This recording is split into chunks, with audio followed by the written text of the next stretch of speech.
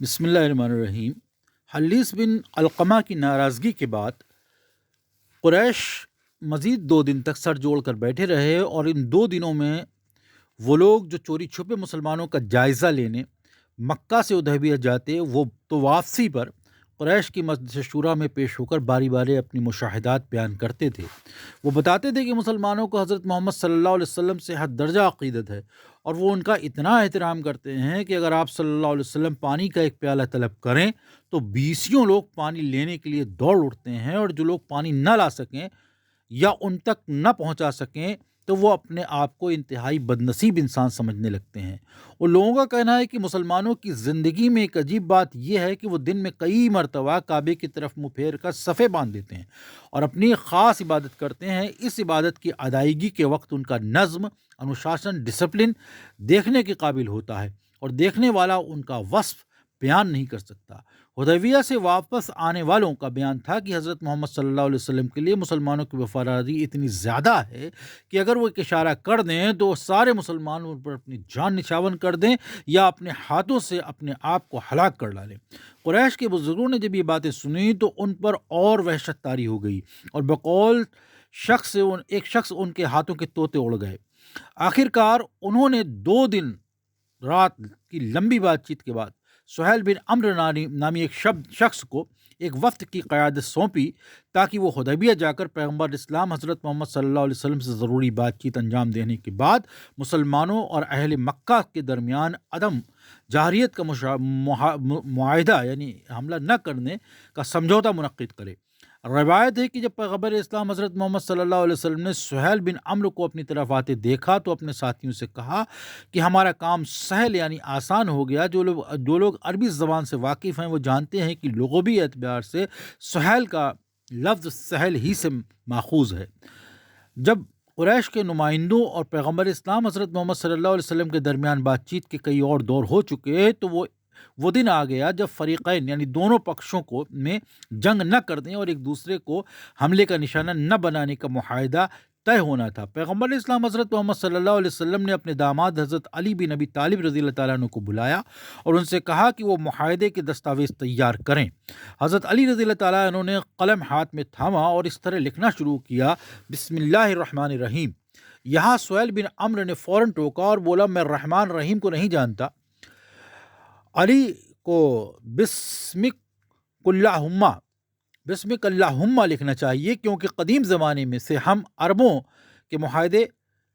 اسی نام سے شروع ہوتے ہیں۔ حضرت علی رضی اللہ تعالیٰ عنہ نے پیغمبر اسلام صلی اللہ علیہ وسلم سے پوچھا، یا رسول اللہ صلی اللہ علیہ وسلم کیا کروں؟ حضرت محمد صلی اللہ علیہ وسلم نے جواب دیا، یا علی لکھ دو بسمک اللہم۔ پھر پیغمبر کے داماد نے ان کے کہنے پر یوں لکھنا شروع کیا، اور یہ معاہدہ منعقد ہوتا ہے کہ محمد رسول اللہ صلی اللہ علیہ وسلم اور سہیل بن عمرو کے درمیان۔ لیکن سہیل بن عمرو نے ایک بار پھر اعتراض اٹھایا اور بات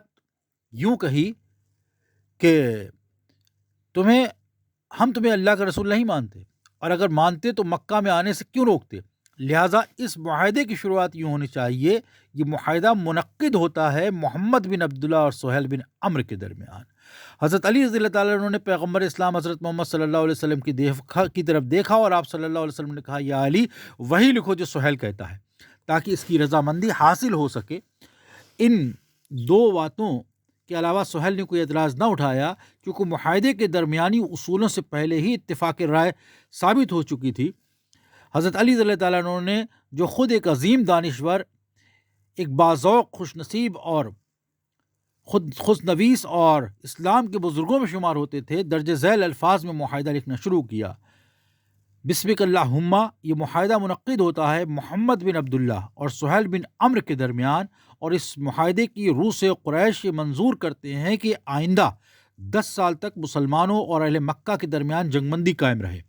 ان 10 سالوں میں اگر کوئی شخص بنو قریش کی اجازت کے بغیر مسلمانوں سے آ ملے تو مسلمانوں کا یہ فرض ہے کہ اسے قریش کے حوالے کر دیں، لیکن اگر کوئی شخص مسلمانوں سے آ کر قریش کے پاس آ جائے، مسلمانوں سے الگ ہو کر قریش کے پاس آ جائے تو وہ اسے مسلمانوں کے حوالے نہیں کریں گے۔ جنگ بندی کے ان 10 سالوں میں نہ کوئی فریق پکش دوسرے کی جان اور مال پر تعرض چھیڑ چھاڑ کرے گا اور نہ ہی اسے نقصان پہنچانے کی کوشش کرے گا۔ ان 10 سالوں کی مدت میں قریش کو اجازت ہوگی کہ جس کے ساتھ چاہیں عہد و پیمان باندھیں اور آزادانہ اتحاد قائم کریں۔ اسی طرح مسلمانوں کے بھی یہ حق حاصل ہوگا کہ جس کے ساتھ چاہیں معاہدہ کریں اور اپنی مرضی سے راہ و رسم بڑھائیں۔ مسلمانوں کو اس سال مکہ میں داخل ہونے پر کعبے کی زیارت کرنے کی اجازت نہیں ہوگی، لیکن اگلے سال وہ کعبے کی زیارت کے لیے آ سکتے ہیں، تاہم شرط یہ ہے کہ 3 دن سے زیادہ مکہ میں نہیں ٹھہریں گے اور تلوار کے علاوہ کوئی دوسرا ہتھیار اپنے ساتھ نہیں لائیں گے۔ یہ معاہدہ جو ہجرت کے 7ویں سال پیغمبر اسلام حضرت محمد صلی اللہ علیہ وسلم اور قریش مکہ کے درمیان ہوا، آج بھی اسلامی مورخین کے لیے بحث و مباحثے کا موضوع بنا ہوا ہے، اور جو چیز اس بات کا سبب بنی ہے کہ اسلامی مورخین اس معاہدے کے فائدے نہ سمجھ سکے، یہ تھی کہ اس معاہدے سے اس وقت کے مسلمانوں کو بہت صدمہ پہنچا اور ان کی دل شکنی ہوئی، یہاں تک کہ ان میں سے کچھ نے تو اس معاہدے کو اپنی شکست اور خفت شرمساری سے تعبیر کیا۔ مسلمان اس وقت احرام باندھے ہوئے تھے اور قربانی کے اونٹوں پر سلیقہ یعنی نشان بھی لگا چکے تھے، اور صرف اس بات کے منتظر تھے کہ مکے میں داخل ہو جائیں اور خانہ کعبہ کا طواف کریں۔ اس کے علاوہ بعض مسلمان مکے کے رہنے والے تھے اور ان کے دلوں میں یہ خواہش مچل رہی تھی کہ وہ اپنے آبائی شہر کے قدم رکھیں اور اس کی مٹی کو چوم لیں۔ اس وقت انہیں یقین تھا کہ ان کی یہ آرزو جلد ہی عملی جامہ پہننے والی ہے، لیکن مذکورہ معاہدے کی ایک شک نے ان کی امیدوں پر پانی پھیر دیا۔ چنانچہ سبھی مسلمان، کیا انصار کیا مہاجر، قریش کی طرف سے لگائی ہوئی پابندی پر دل ہی دل میں ناراض تھے اور اسے اپنی توہین سمجھ رہے تھے، لیکن چونکہ وہ لوگ اپنے پیغمبر حضرت محمد صلی اللہ علیہ وسلم کے لیے حد درجہ احترام کے قائل تھے، لہذا چپ سادے ہوئے اور دم نہیں مارتے تھے، اور ان میں صرف ایک شخص اپنے دل کی بات زبان پر لا سکا، اور وہ تھے حضرت عمر بن خطاب رضی اللہ تعالیٰ عنہ۔ حضرت عمر رضی اللہ تعالیٰ عنہ اتنے صاف اور سادہ دل انسان تھے کہ اپنے احساسات کو نہیں چھپا سکتے تھے، جو ان کے دل میں آتا تھا وہی زبان پر جاری ہو جاتا تھا۔ اسی لیے وہ پیغمبر اسلام حضرت محمد صلی اللہ علیہ وسلم کے پاس پہنچے اور سوال کیا، یا رسول اللہ صلی اللہ علیہ وسلم، کیا آپ نے یہ نہیں کہا کہ ہم مکہ جائیں گے اور خانہ کعبہ کا طواف کریں گے؟ پیغمبر اسلام صلی اللہ علیہ وسلم نے جواب دیا، بالکل یا عمر، میں نے یہی کہا تھا، لیکن میں نے یہ کب کہا تھا کہ اس سال مکہ میں داخل ہوں گے، پھر ہم کعبہ